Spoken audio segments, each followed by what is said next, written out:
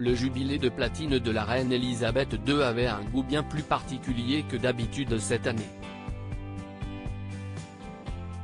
Au début du mois de juin, la souveraine, dont le record d'années passées sur le trône ne sera sans doute plus jamais dépassé, fêtait ses 70 ans de règne.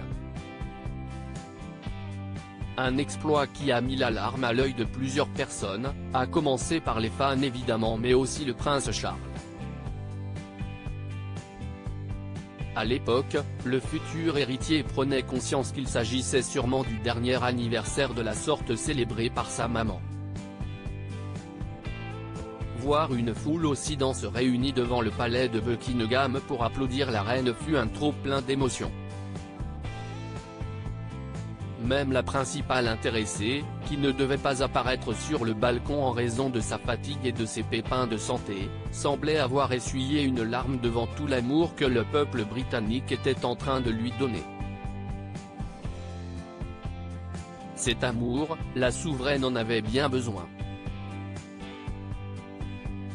Elle, qui a respecté son engagement jusqu'au dernier jour, elle serrait encore la main de l'ex-première ministre Liz Truss 2 jours avant sa mort, avait perdu l'amour de sa vie l'année précédente. Le jubilé de platine était donc joyeux mais empreint de nostalgie et de tristesse de constater qu'une page serait bel et bien tournée prochainement. Mais heureusement, la foule et le clan Windsor ont pu compter sur la présence perturbante mais absolument indispensable de Louis de Cambridge, petit dernier de 4 ans de Kate Middleton et William, pour égayer les esprits et changer les idées de tout ce petit monde.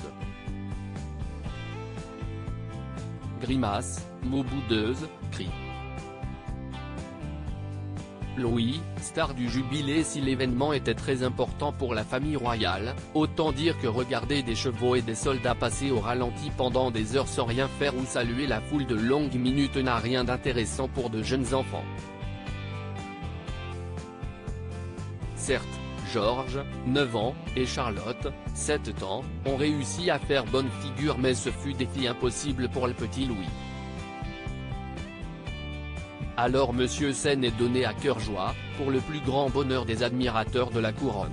Sur le balcon de Buckingham, voir défiler les avions était certes intéressant mais le balai incessant a fini par lui casser les oreilles.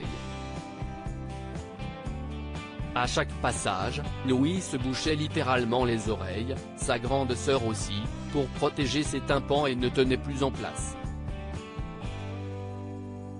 La bouche grande ouverte, le petit frère de Charlotte et George semblait même hurler pour couvrir le bruit des avions. Autre moment mémorable, la parade des soldats et des gardes. Toute la famille avait pris place dans des tribunes installées pour l'occasion. Mais là, même chose, difficile de tenir en place pendant des heures en regardant des gens, aussi déguisés soient-ils, marcher les uns à côté des autres. Pour combler les nuits, tous les moyens étaient bons. Louis a chahuté, basculé de sa chaise sur les genoux de sa mère qui l'interdisait de parler en lui collant une main sur la bouche. Ça, c'était quand il ne tirait pas la langue ou qu'il n'enchaînait pas les grimaces.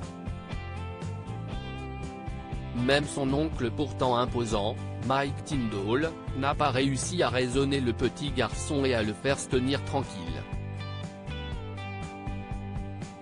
Si ce petit spectacle nous a beaucoup plu, pas sûr que le Père Noël ait été du même avis.